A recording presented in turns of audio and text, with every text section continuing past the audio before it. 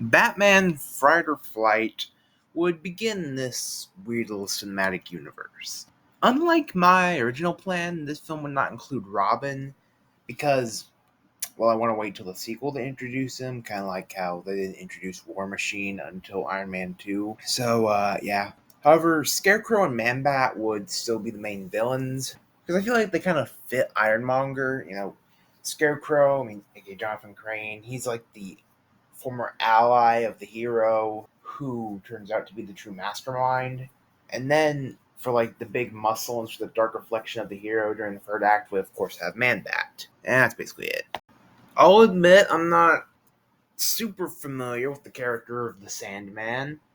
I only really include him here because I gave him a little cameo appearance in like my rewrite of my third Has Been Hotel film. And since spoiler alert, Has Been Hotel is going to be the 4 equivalent, I just decided, you know what? Make Sandman the whole counterpart. I guess for the main villain, it would be Dr. Destiny or something. I don't know.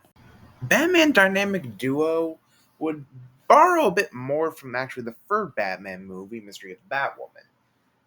However, more specifically, Joker being the main villain. This film would also introduce in Dick Grayson's Robin. Rather than Scarecrow being responsible for the murder of the Graysons, it would be the Joker. Also, similarly to how Iron Man 2 introduced Black Widow, this one would introduce us to Wonder Woman, who, trust me, is going to have a very large role in this cinematic universe. Even if she won't get a movie for a while, but anyway. And, of course, also Harley Quinn and Killer Moth would appear as secondary villains, working alongside the Joker. If you want to know the plot of Has Been Hotel Origins, just check out my video fixing my r/Has Been Hotel trilogy with the power of hindsight. I'll link it in the description.